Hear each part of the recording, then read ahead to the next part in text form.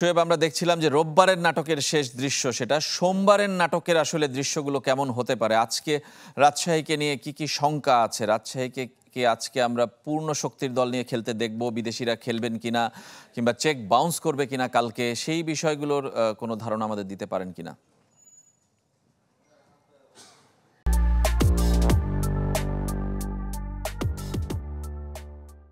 না, নিশ্চয়ই ক্রিকেটারদের মধ্যে এক ধরনের শঙ্কা তো কাজ করছেই। আমরা কয়েকজন ক্রিকেটারের সাথে কথা বলার চেষ্টা করেছি। আমরা টিম হোটেলেই ছিলাম, ইনফ্যাক্ট সেখান থেকেই আসলে মিরপুরে আসা। তো তাদের সাথে কথা বলে যেটা মনে হলো যে তারা যেটা বলছে যে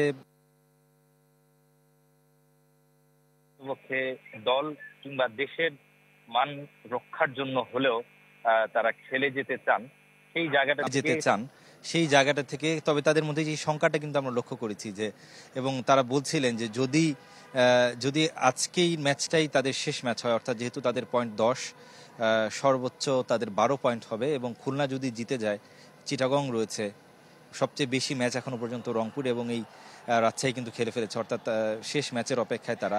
অন্যান্য ম্যাচগুলো কিন্তু একাধিক ম্যাচ বাকি রয়েছে অন্যান্য দলগুলোর।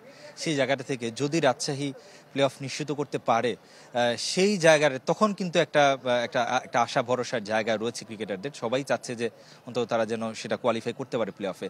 যদি না হয় সেক্ষেত্রে আজকেই তাদের শেষ ম্যাচ হবে, এবং সেই শঙ্কাটা কিন্তু থেকেই যাচ্ছে, যেহেতু কালকে আসলে আজকে ইতিমধ্যে তারা চেক জমা দিয়েছে এবং কাল পর্যন্ত তারা অপেক্ষা করতেই হবে তাদের যে চেকটা ক্যাশ হওয়ার জন্য।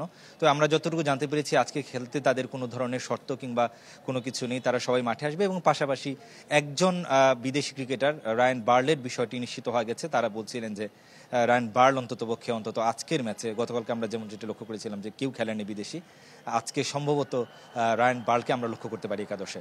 ধন্যবাদ আপনাকে শোয়েব। যদিও রায়ান বার্ল নিজে বলছেন এখন পর্যন্ত তিনি অর্থ পাননি, জানি না আমরা খেলবেন কিনা, এবং কোয়ালিফাই যদি রাজশাহী করে তাদের বিপদ কিন্তু আরও বাড়বে। 3 দিন 4 দিন বেশি হোটেলে থাকতে হবে, খরচও কিন্তু আরও বাড়বে। শোয়েব যোগ দিয়েছিলেন মিরপুর স্টেডিয়াম থেকে।